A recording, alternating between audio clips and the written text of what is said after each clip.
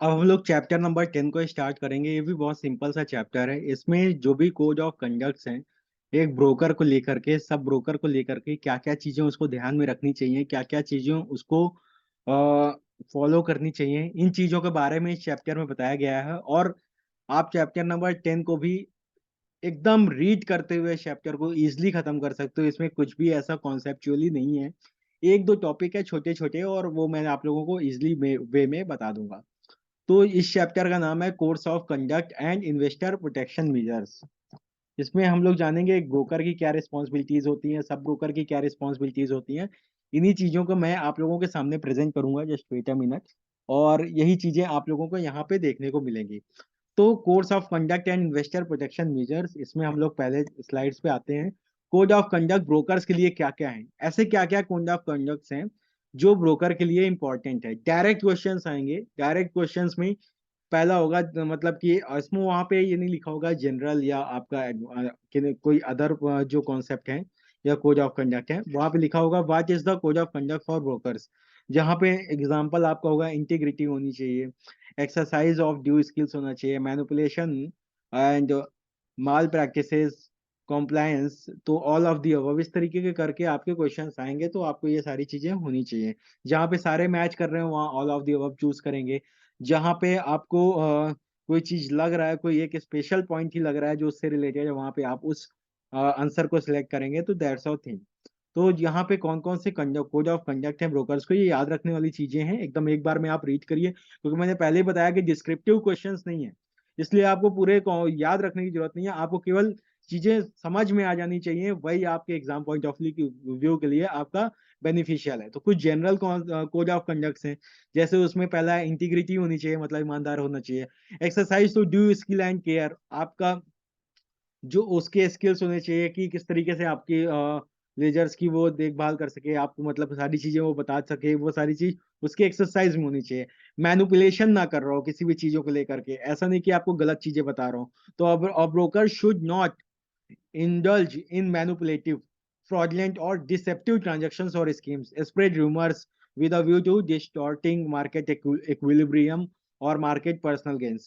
मतलब ऐसा कुछ ना हो कि वो आपको रूमर्स फैला दे रहा हो, जिस तरीके से हेमंत गई जो आपका यहाँ पे जी बिजनेस पे एक सुबह स्टॉक 2020 में पर्सन आया करता था, उसने कुछ स्टॉक्स को अपने उस रिकमेंडेशंस में दिया जिसमें उसके फैमिली के कुछ लोगों का होल्ड था, जिसने उस स्टॉक्स को बाई किया हुआ था। तो उसके प्राइजेस अचानक से बढ़ गया, उस पर ट्रेड हुआ काफी ज्यादा, तो उससे काफी ज्यादा प्रॉफिट उन्होंने गेन किया। इसी तरीके से एक्सेस के कुछ फंड मैनेजर थे जिन्होंने एक जो फ्रंट रनिंग एक कॉन्सेप्ट होता है स्टॉक मार्केट में, कि मतलब मार्केट में उस प्राइस को बताने से पहले खुद खरीद लेते हैं, ताकि मार्केट में जब उसके बारे में अच्छी इंफॉर्मेशन जाए तो उसके प्राइस काफी ऊपर हो जाए। तो इस तरीके से प्राइजेस के भाव को मैनिपुलेट नहीं करना चाहिए। ऐसे बहुत सारे डीलर भी कर सकते हैं, जो बड़े इंस्टीट्यूशनल डीलर्स हैं वो इन चीजों को कर सकते हैं। तो ऐसे कंडीशंस में उसके पास मैनिपुलेशन नहीं होना चाहिए, कोई फ्रॉडलेंट एक्टिविटीज ना हो रही हो, और किसी तरीके का रूमर्स ना फैला रहे हो ज्यादातर कि ये स्टॉक्स आपको बाई करना है। तो ये चीजों का भी ध्यान रखना चाहिए, ये भी कोड ऑफ कंडक्ट में होना चाहिए कि ये चीजें नहीं करनी चाहिए। और पहला माल प्रैक्टिसेस, फोर्थ हो गया आपका, a broker should not create false market either singly or in concern with other in indulge in any act detrimental to investors interest or which leads to interference with the fair and smooth functions of market। कोई भी ऐसी practice या false market practice नहीं होनी चाहिए उस general, ये हमारे उसमें आता है कोड ऑफ कंडक्ट में, कि ब्रोकर ऐसी चीजें ना फैला रहा हो। ब्रोकर यहाँ इन द सेंस आपका स्टॉक मार्केट ब्रोकर भी हो सकता है, not only for the dealer.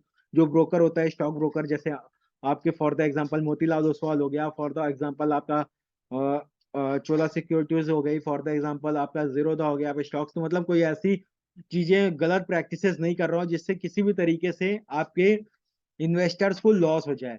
कोई भी आपका प्रिजुडाइज करे कि मतलब आपको सौदे आने में आपको दिक्कत हो रही हो, इस तरीके का अगर कोई भी प्रैक्टिस होता है तो वो भी कोड ऑफ कंडक्ट के खिलाफ है, एक्शन लिया जा सकता है उस ब्रोकर पे। और लास्ट है आपका कॉम्प्लायंस विद स्टैट्यूटरी रिक्वायरमेंट, मतलब जो भी स्टैट्यूटरी रिक्वायरमेंट, मतलब कि जो भी लीगल रिक्वायरमेंट्स हैं वो तो होनी ही होनी चाहिए, उससे कोई भी मजाक नहीं हो सकता। अगर उससे जरा सा भी मजाक हुआ तो हैवी पेनल्टी पे ऑफ की जा सकती है। तो ये सब आपके जनरल कोड ऑफ कंडक्ट में आते हैं।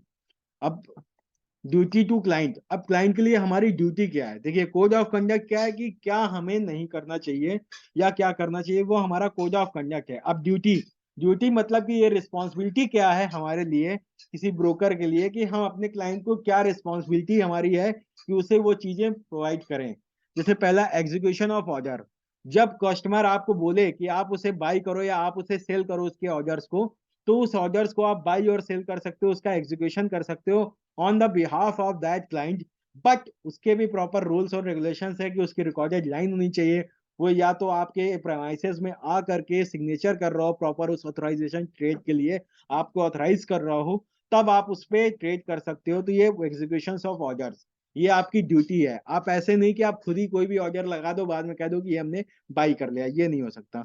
इशू ऑफ कॉन्ट्रैक्ट नोट, आपको पर डे जो भी ट्रेड हो रहा है उसका शाम को 6 बजे के बाद उसके प्रॉपर एक कॉन्ट्रैक्ट नोट, मतलब कि एक पीडीएफ फॉर्मेट होता है जिसमें उसके कितना बाई किया, कितना सेल किया, कितना उसका ब्रोकरेज करा, कितना टैक्सेस गया, कितना उस पे स्टॉक टर्नओवर चार्जेस गया। तो वो पूरा पूरा एक पीडीएफ जो वो एक फॉर्मेट होता है उसको हम लोग कॉन्ट्रैक्ट नोट बोलते हैं। और ये हर ब्रोकर को अपने जो भी क्लाइंट है जिनका ट्रेड होता है उनको देना मैंडेटरी होता है। और डेली जो भी ट्रेड होता है शाम को 6 7 8 बजे तक वो कॉन्ट्रैक्ट नोट आ जाना चाहिए। उसके एक सेट गाइडलाइंस है, उस पे आपको उस कॉन्ट्रैक्ट नोट को इशू करना मैंडेटरी होता है, ताकि उस इन्वेस्टर को पता चले कि मेरा कितना पैसा कहाँ लगा आज की डेट में, कितना ब्रोकरेज कटी, कितना टैक्स गया, ये सारी चीज उसको सामने ट्रांसपेरेंसी से देखने को मिले। ब्रीच ऑफ ट्रस्ट, और ये भी आपका ड्यूटी होनी चाहिए कि आपका जो ट्रस्ट है वो उससे ब्रीच ना हो। मतलब ब्रीच ऑफ ट्रस्ट मतलब वो क्लाइंट आपसे धोखा ना खा जाए, आप उसे कोई गलत इंफॉर्मेशन ना दे दो जिससे आपका जो ट्रस्ट है वो उससे खत्म हो जाए उसके ऊपर से। Business and commissions, a broker should not encourage sales of purchase of security with the sole object of generating brokerage और कमीशन। ये भी बोला जाता है ड्यूटी ऑफ क्लाइंट में कि आपको ऐसा नहीं है कि आप किसी एक क्लाइंट का मतलब थोड़े थोड़े टाइम पे उसकी पोजीशन लगातार बाई सेल कर रहे हो अपनी ब्रोकरेज ज्यादा जनरेट करने के लिए, ऐसा भी आपको नहीं करना चाहिए। ड्यूटी है ये, किसी तरीके से लीगल उसमें नहीं आता, लेकिन एज अ फेयरनेस ड्यूटी है आपको कि अच्छे से अपने क्लाइंट का जितना अच्छे से ध्यान रखोगे, आप उसको जितना मेंटेन करके रखोगे, उसके साथ अपना ट्रस्ट, उसके ऑर्डर्स को आप एग्जीक्यूट करोगे, उसके कहने पर उसके कॉन्ट्रैक्ट नोट आपकी तरफ से जाएंगे, उसको कमीशन का पर्सन एक तरीके से कमीशन ओरिएंटेड ना होकर के उसको अच्छे एडवाइस दोगे, तो ये बेटर होगा आपकी ड्यूटीज में, ये एनहेंस करेगा आपकी सर्विस को। Business of defaulting client, a broker should not deal or transact business knowingly, directly or indirectly to execute an order for a client who has failed to carry out commitment in the relation to securities with the another broker। अगर आपको ये पहले से पता चल रहा है कि कोई क्लाइंट ऐसा है जो कि अदर ब्रोकर से भी डिफॉल्ट कर चुका है डायरेक्टली या इनडायरेक्टली, तो आपको उसके साथ फेथ नहीं करना है। आपको उसके साथ जो डीलिंग करना है वो बहुत ही सोच समझ के करना है, और पूरे पैरामीटर्स को ध्यान में रख के, जो भी कॉम्प्लायंस है उसको ध्यान में रख के करना है। उसमें आपको दिक्कत हो सकती है आने वाले टाइम पे, अगर कुछ भी अगर दिक्कत होती है तो वो आपको फंसा भी सकता है और आपको प्रॉब्लम हो सकती है उसमें। तो उसके बैकग्राउंड का भी एक बार देखना है कि अदर ब्रोकर्स के साथ ऐसा तो नहीं है कि कहीं डिफॉल्ट करके आ गया हो और वहां पे उसने पेमेंट ना की हो, ड्यूज को पेमेंट नहीं किया हो, फिर वो दूसरी जगह आके अपना चीजें करो। इन सब का भी आपको ध्यान रखना है। सिक्स्थ हो गया फेयरनेस टू क्लाइंट, आपको जो भी रिपोर्ट्स है, जो भी चीजें आपको पता चल रही हैं, आप अपनी फेयरनेस बना कर रखिए, क्लाइंट को अपनी सारी चीजें एडवाइस उसको प्रॉपर देते रहिए। सेवेंथ क्या है, इन्वेस्टमेंट एडवाइस, जो आपका ड्यूटी है कि जो भी अच्छी एडवाइस है, जो भी आपको नॉलेज हो रही है, अब चाहे आपके इन हाउस के थ्रू हो रही है, चाहे आपको कुछ रिपोर्ट्स पढ़ के हो रही है, तो उसके हिसाब से अपने क्लाइंट को बेस्ट से बेस्ट आप इन्वेस्टमेंट एडवाइस कर सकें, जिससे आपका और उस क्लाइंट का रिलेशन काफी लंबे समय तक मेंटेन रहे। तो ये हमारा ड्यूटी टू क्लाइंट आता है। अब इसमें कुछ इंपॉर्टेंट नोट है जो आप लोगों को जानना है। A broker should extend fullest cooperation to other brokers in protecting the interest of his client। कोई भी ब्रोकर है उसको अपना पूरा सहयोग देना चाहिए ताकि उसका जो क्लाइंट है वो प्रोटेक्ट रह सके। ऐसा ना हो कि कोई भी उसके साथ डिफॉल्ट हो सके, कोई गलत सौदा उसके साथ पड़ जाए, तो ब्रोकर की ये रिस्पॉन्सिबिलिटी होनी चाहिए। दूसरा, अ broker should carry out his transaction with other brokers and should comply with his obligation in completing the settlement of transactions with them। अब क्या होता है कि जो आपका ब्रोकर का जो क्लियरिंग सेटलमेंट है, ये सारी चीजें इतने स्ट्रांग होनी चाहिए। कोई ये जरूरी नहीं है कि जो एक बायर है वो केवल एक ही, जैसे मोतीलाल ओसवाल में, और दूसरा बायर भी दूसरा जो सेलर हो वो भी मोतीलाल ओसवाल में। बायर मोतीलाल ओसवाल में हो, सेलर भी मोती, ऐसा जरूरी नहीं है। कोई बायर आपका मोतीलाल ओसवाल से हो सकता है, कोई बायर सेलर आपका जीरोधा से हो सकता है, कोई सेलर बायर आपका अप स्टॉक से हो सकता है। तो मल्टीपल एक्सचेंज एक है, उसी एक्सचेंज में ट्रेड होता है, लेकिन ब्रोकर मल्टीपल हो सकते हैं। तो इतना इंपॉर्टेंट होना चाहिए कि जो भी ब्रोकर है उनके जो ऑब्लिगेशंस हैं, ये देखना चाहिए कि जो दूसरे ब्रोकर्स वगैरह भी उसके ऑब्लिगेशंस को सेट ऑफ कर सके, सेटलमेंट करा सके। ब्रोकर में ये कैपेबिलिटी होनी चाहिए, ब्रोकर ब्रोकर का जो सेटलमेंट प्रोसेस है इतना आसान होना चाहिए कि अदर ब्रोकर से वो उसकी ट्रांजेक्शंस को कंप्लीट करा सके, सेटल करा सके। ये सारी चीज ड्यूटी भी होनी चाहिए, एक ऑब्लिगेशन है ब्रोकर की। तो ये क्लियर है आपको। सेकंड या थर्ड जाते हैं, the code of conduct of sub broker is majorly similar to the brokers. अब यहाँ पे कोड ऑफ कंडक्ट जो सब ब्रोकर के भी होते हैं, जो मेजरली हमने ड्यूटीज देखी, जनरल देखी, ये चीजें जनरली कॉमन होती है सब ब्रोकर्स को लेकर के भी। Sub broker like as a, कोई भी मोतीलाल ओसवाल है, उसकी किसी ने फ्रेंचाइजी ले ली, तो he is also called as a sub broker. ठीक है, ये आपके सब ब्रोकर में उनको भी वो सारी चीजें ध्यान रखनी, क्योंकि एटलीस्ट अल्टीमेटली वो भी फ्रेंचाइजी लेकर के जो क्लाइंट रिलेशन में है, same as it is compliance को फॉलो करना चाहिए, सेम एज इट इज वो मेंटेन है। क्योंकि फ्रेंचाइजी में वो आते हैं तो उसके उसके ऊपर भी वो सारे कॉम्प्लायंस और वो सारी चीजें, ड्यूटीज वगैरह लागू होती हैं, इंप्लीमेंट होती हैं उसके ऊपर भी। अब adherence to code of conduct specified to currency derivative, और कुछ ऐसे कोड ऑफ कंडक्ट हैं जिसके बारे में पता होना चाहिए। जो कोड ऑफ कंडक्ट हैं स्पेसिफाइड दिए गए हैं करेंसी डेरिवेटिव सेगमेंट में, जो आपको पता होना चाहिए। जनरल प्रिंसिपल, एडिक्वेट डिस्क्लोजर, कोई भी प्रॉफिट हो रहा है, लॉस हो रहा है, कोई भी कुछ चीजें हैं, कुछ नया कॉम्प्लायंस आ रहा है, कुछ नॉमिनी से रिलेटेड चीजें आ रही हैं, प्रॉपर एडिक्वेट आपको डिस्क्लोजर देना मैंडेटरी है।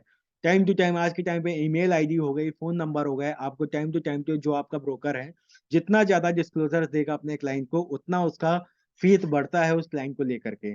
No guarantee against a loss, कोई भी जो ब्रोकर है या कोई भी पर्सन है, मार्केट है, स्टॉक मार्केट हमेशा लॉस बेस्ड होता है, इसमें रिस्क होता है और प्रॉफिट भी होता है। तो कोई भी उसकी गारंटी नहीं ले सकता कि आपके लॉस को हम रिकवर करा देंगे या आपका लॉस हम लेने नहीं देंगे। ये सारी चीजें गलत मानी जाती हैं। इस तरीके का कोई भी आप एग्रीमेंट भी नहीं करना चाहिए आपको, ना आप कर सकते हो। ये सारी चीजें आपको ध्यान में रखना है, अदरवाइज आप बहुत बड़े कॉम्प्लायंस में फंस सकते हो। अगर रिटेन, अगर आपने बाई चांस कुछ ऐसा दे दिया तो आपकी नौकरी भी जा सकती है और फ्यूचर में आपको कहीं पे नौकरी भी नहीं मिलेगी। अगर आप एज अ डीलर हो या आप एज अ ब्रोकर अगर इस चीज की गारंटी देते हो, तो बड़े बड़े कार्वी जैसे और बहुत सारे अरिहंत, सॉरी अरिहंत नहीं, कार्वी, और इस तरीके से आपका नोएडा में एक रियल एस्टेट ब्रोकर था जो इक्विटीज में था, वो भी बंद हो गया। तो इन तरीके के आपको मिस प्रैक्टिसेस नहीं करनी है। जेन्युइन चीज है, मार्केट में लॉस हो सकता है। कोई भी इंसान आज तक ऐसा पैदा नहीं हुआ जो ये बोले कि हम केवल प्रॉफिट ही कर पाएंगे। बहुत से आते हैं, बहुत से चले जाते हैं, ये मेरा एक्सपीरियंस है पर्सनल। और मैं आप लोगों को भी यही सजेस्ट करता हूँ कि कभी भी गारंटी मत लेना, क्योंकि मार्केट किसी भी पॉइंट ऑफ टाइम से कुछ भी चेंज हो सकती है और अच्छे अच्छे प्रॉफिट अच्छे अच्छे लॉस में कन्वर्ट हो सकते हैं। तो कोई गारंटी नहीं होती है इस स्टॉक मार्केट में। प्रोफेशनलिज्म, आपको हमेशा एक प्रोफेशनलिज्म बिहेवियर रखना है। जो भी क्लाइंट के साथ हमेशा उससे प्रोफेशनल तरीके से मिलना है। आपकी जो टाइमिंग है, आपकी जो पंक्चुअलिटी है, आपको क्लाइंट से जिस तरीके से बात करनी है, वो सारा एक प्रोफेशनलिज्म बिहेवियर आपका होना चाहिए। आपका होना चाहिए, आपका ब्रोकर का होना चाहिए, जो भी ब्रोकर है यहाँ पे लिस्टेड है। एडरेंस टू ट्रेडिंग प्रैक्टिस, जो भी ट्रेडिंग प्रैक्टिस हो रही है, जो भी आप उसके बिहाफ पे ट्रेड कर रहे हो, बाई कर रहे हो, सेल कर रहे हो, हर एक चीज के बारे में आपके क्लाइंट को अवेयरनेस होनी चाहिए। हर एक चीज आप अपने क्लाइंट को नॉलेज में रखते हुए कर रहे हो। ऐसा नहीं कि आप उससे कुछ मिस प्रैक्टिस कर रहे हो।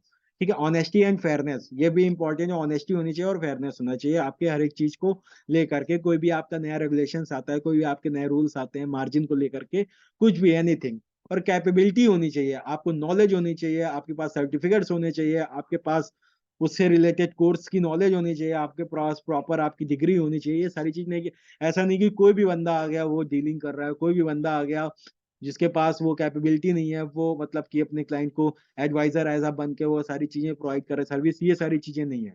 तो ये जनरल प्रिंसिपल्स आपके कोड ऑफ कंडक्ट हैं प्रॉपर करेंसी डेरिवेटिव सेगमेंट में। Sorry, 1 minute.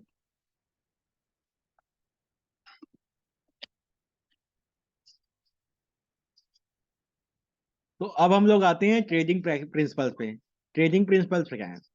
ट्रेडिंग मेंबर्स या पार्टिसिपेंट जो भी यहाँ पे इन्वॉल्व होते हैं, चाहे आपके ट्रेडिंग मेंबर्स में आपके एनएससी बीएससी हो गई, ठीक है, साथ ही साथ आपका जो ब्रोकर्स हो गए, वो पार्टिसिपेंट होते हैं, डिपॉजिटरी पार्टिसिपेंट्स होते हैं।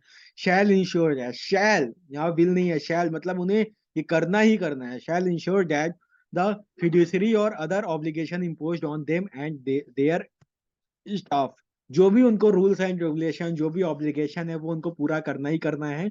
इसमें किसी भी तरीके की रियायत नहीं दी गई है। तो ये पहला पॉइंट है। दूसरा, a trading member shall be responsible for all the actions including trades originating through, जो भी ट्रेड वगैरह हुए हैं उसके रिलेटेड जो भी कॉम्प्लायंस होना है, जो भी चीजें डिस्क्लोजर्स हैं, वो सारी चीज एक ट्रेडिंग मेंबर को फॉलो करना मैंडेटरी है। इसमें किसी भी तरह की रियायत नहीं दी गई है। नो ट्रेडिंग मेंबर और person associated with the trading member shell make improper use of constituent securities position in derivatives contract और फंड्स। कोई भी ट्रेडिंग मेंबर है या कोई भी पर्सन है, बहुत सारे ऐसे कॉम्प्लायंस होते हैं कि उन चीजों में आपको पोजीशंस नहीं बनानी है। अगर आप ऐसी उन चीजों में, कुछ स्टॉक्स हैं, कुछ पैनी स्टॉक्स हैं, अगर आपका वॉल्यूम बहुत ज्यादा जा रहा है या आप उसको रिकमेंड कर रहे हो किसी सिक्योरिटीज को लेकर के, किसी स्टॉक पोजीशंस को लेकर के, अगर आपके पास लॉजिक नहीं है उसके बारे में और इस तरीके से आप उसके वॉल्यूम को बढ़ा रहे हो, तो इसमें भी आप इस प्रैक्टिस के शिकार हो सकते हो। ट्रेडिंग मेंबर्स पे क्वेश्चंस आ सकते हैं अगर आपके पास उसके प्रॉपर लॉजिक नहीं है। तो अगर आप उस पर फंसते हो और आपके पास कोई प्रॉपर लॉजिक नहीं है, तो उस ट्रेडिंग मेंबर पर एक अच्छा एक्शन हो सकता है। ट्रेडिंग मेंबर मतलब कि ब्रोकर हो गया वो person, like as Motilal Oswal, Zerodha, Upstox, इस तरीके से। ठीक है, ये चीज भी आपको क्लियर हो गई होगी। नेक्स्ट आते हैं, when entering into a arranging of transaction trading member must ensure, कोई भी ट्रांजेक्शन अगर अरेंज होता है तो ट्रेडिंग मेंबर मतलब कि Zerodha Upstox, Motilal Oswal, must ensure that at the time great care is taken not to be misrepresent in the way that the nature of transactions.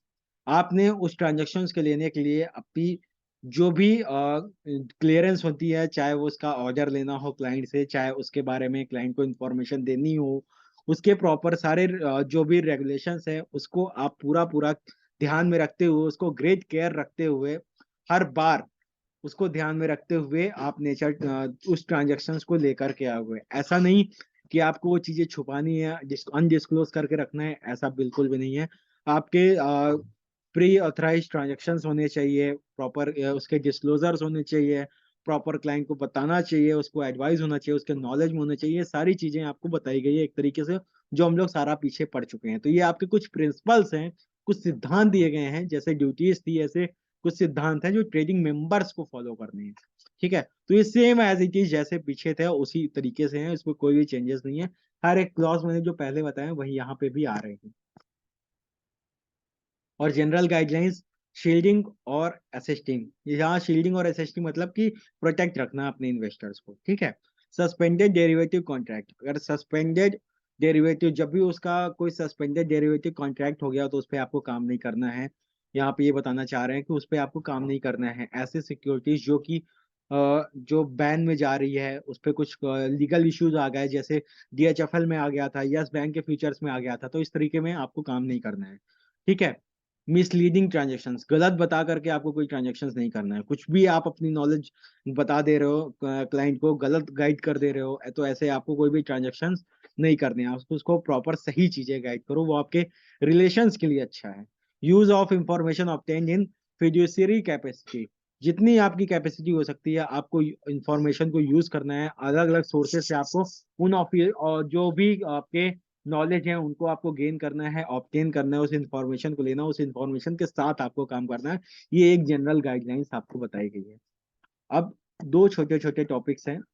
SEBI compliant registration system, ये आपका SCORES, ये आपका direct question आएगा, इसके बारे में बता देता हूँ। ये एक ऐसा पोर्टल है जहां पे आप के साथ अगर कोई घटना होती है, कोई दिक्कत होती है, कोई प्रॉब्लम होती है किसी भी इन्वेस्टर के साथ, आपका मतलब किसी भी इन्वेस्टर के साथ, वो अपने ब्रोकर के खिलाफ यहाँ पे कंप्लेन कर सकते हैं। तो उसके लिए सेबी कॉम्प्लायंस रजिस्ट्रेशन सिस्टम बनाया गया है। सेबी लॉन्च या सेंट्रलाइज, और ये 24 घंटे आपका ओपन होता है। कभी भी जा करके ऑनलाइन प्लेटफॉर्म है, यहाँ पे जा करके आप अपनी कंप्लेन को लॉन्च कर सकते हो। कंप्लेन को यहाँ पे आप उस ब्रोकर के खिलाफ जो भी चीजें आपके साथ हुई हैं वो सारे कंप्लेन को प्रॉपर ड्राफ्ट कर सकते हो। आप उसको ड्राफ्ट करके प्रॉपर वहां पे सबमिट कर सकते हो। उसके बाद आप उसको ट्रैक कर सकते हो, आपको ट्रैकिंग आईडी मिल जाएगी। तो आपको वो जो रिजॉल्व हो जाएगा इससे, अगर उसे उसको कोई गलती की है ब्रोकर ने तो उस पे भी एक्शन होगा। अगर बाई चांस आपसे कोई गलती हुई है तो उसका भी आपको बताया जाएगा सारी चीजें। तो प्रॉपर एक रिस्पॉन्स होता है, प्रॉपर एक गाइडलाइंस बनी हुई है। तो यही आपका ये नाम याद रखना जरूरी है कि इन्वेस्टर कहाँ पे कंप्लेन करेगा। ऑनलाइन जो वेब बेस्ड पोर्टल है वो क्या है, तो वहां पे आप स्कोर्स को डायरेक्ट टिक कर सकते हो। तो अब इसको पढ़ लेते हैं। SEBI launch a centralized web-based compliant redressal system. This would enable investors to lodge and follow up their complaints and track the status of redressal of such complaint from the anywhere.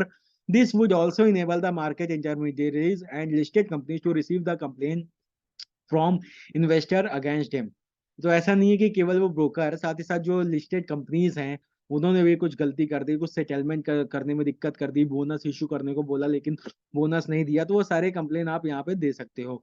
redressal such complaints and report redressal at all the activities starting from the lodging of complaint till the disposal by the SEBI would be carried online in an automated environment and the status of the every complaint can be viewed online at any time. मतलब कि जैसे आप लोग किसी भी चीज का status check करते हो उसी तरीके से आप ऑनलाइन सबमिट कर दो।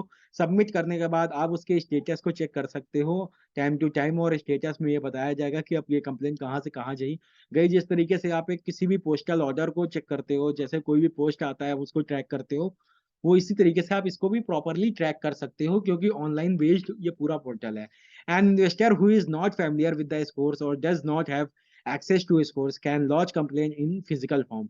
और ऐसा नहीं है कि जिसको चीजें नहीं आती हैं ऑनलाइन फॉर्म में, वो फिजिकल फॉर्म में भी जा करके स्कोर्स में कंप्लेन कर सकता है। How where such complain would be scanned and uploaded in SCORES for the processing. वहां पे उसको उसको स्कैन करना पड़ेगा और स्कैन करके वहां पे अपनी कंप्लेन को लॉन्च करनी पड़ेगी। SCORES is web enabled and providing online access 24/7। It would facilitate easy retrieval and tracking of complaints at any time.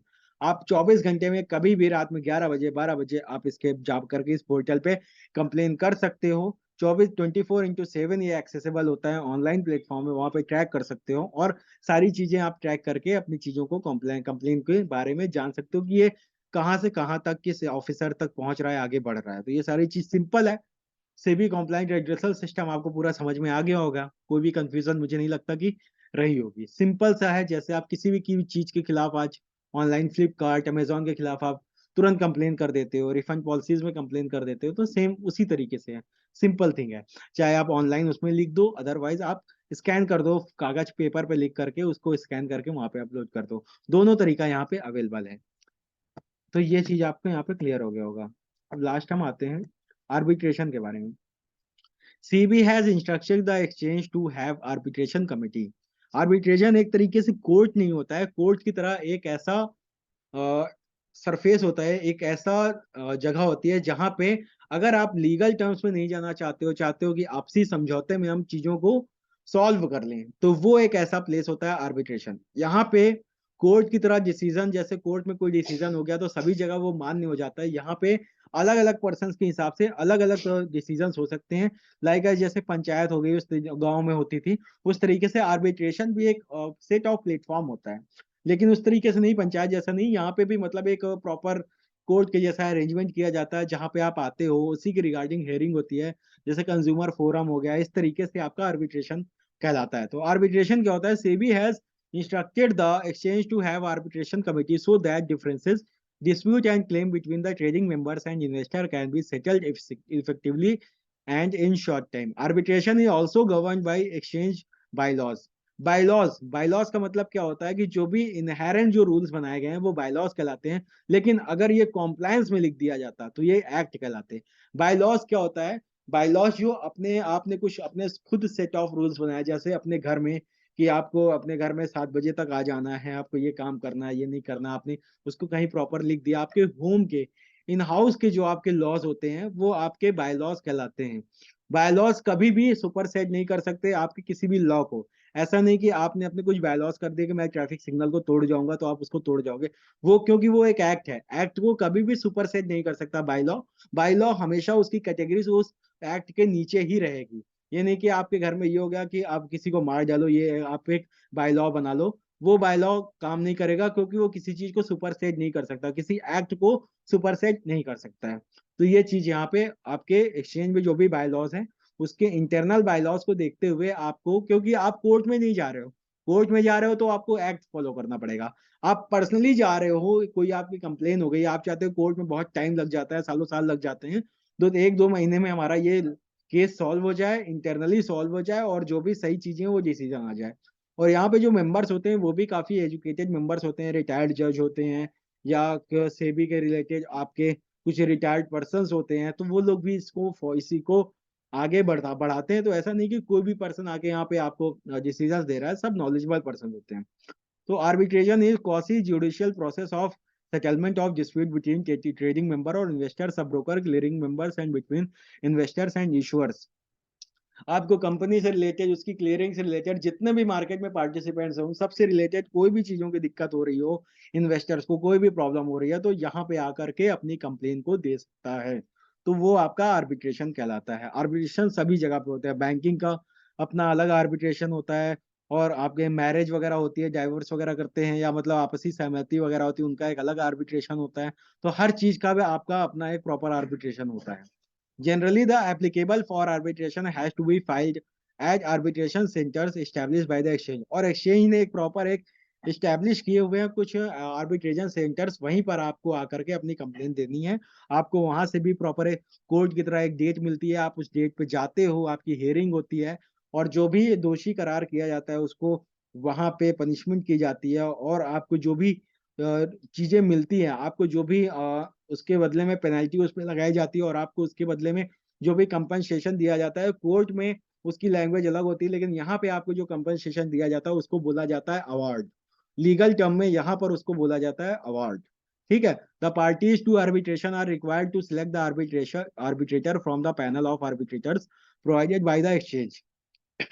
The arbitrator conduct the arbitration proceeding and passes the award. Normally जो भी decision होता है, जो भी decision आपको provide किया जाता है, जो भी इसका रिजल्ट होता है, उसको अवार्ड बोला जाता है। ठीक है। Normally within a period of 4 month from the date of initial hearing. जब आपकी पहली सुनवाई शुरू होगी उसके 4 महीने के आपको अंदर यहाँ पे आपका जो है डिसीजन आ जाता है। तो ये सबसे बड़ी बात है, क्योंकि अगर आप कोर्ट में जाते हो तो कोर्ट के चक्कर लगाते लगाते वहां पे डेट आ, क्योंकि वहां पे ऑलरेडी बहुत सारे केसेस चलते रहते हैं, बहुत सारे केसेस चलते रहते हैं। तो इंटरनली यहाँ पे सॉल्व करने का एक प्रोसीजर है जो 4 महीने में सॉल्व हो जाएगा। आपको पूरा हियरिंग उसी तरीके से होगी, कोई भी प्री जुडिसाइज सिस्टम लेकर के नहीं आएगा, कोई भी किसी भी चीज को कंपनी को लेकर के या किसी सब ब्रोकर को लेकर के बायस नहीं है। एक प्रॉपर सेबी के जो बोर्ड ऑफ मेंबर्स हैं वो उसको ऑथराइज करते हैं, उस एक्सचेंजेस, वो जो आर्बिट्रेशन में लोगों को वो ऑथराइज करते हैं, जो कि किसी भी तरीके से पार्शियल नहीं होते हैं, प्रॉपर से जो सही डिसीजन वो उसको सुनाते हैं। चाहे वो इन्वेस्टर्स के अगर खिलाफ जा रहा है तो भी सुनाएंगे, अगर इन्वेस्टर्स के फेवर में जा रहा है, सब ब्रोकर के खिलाफ जा रहा है, तो वो प्रॉपर उसको देखते हैं और उसके हिसाब से वो डिसीजन सुनाते हैं, और जो डिसीजन सुनाते हैं उसको बोला जाता है अवार्ड। और इसका जो डिसीजन आता है वो 4 मंथ में आता है, first of hearing. First hearing, पहली सुनवाई जो भी होती है, उसके 4 महीने के अंदर इसका डिसीजन आ जाता है। ये क्वेश्चन आपको आ सकता है। तो यहाँ पे आपका चैप्टर नंबर 10 पूरी तरीके से कंप्लीट हो गया। कुछ भी ऐसा नहीं था जो आप समझ ना पाओ, कुछ भी ऐसा नहीं था जो आपको कॉन्सेप्ट में लेकर के चलना हो। नॉर्मल थिंग है, आपको याद करने वाली चीजें हैं जो मैंने आप लोगों को प्रॉपरली बता दी। और ये चैप्टर भी हमारा छोटा सा था, ये भी कंप्लीट हो गया पूरा प्रॉपर।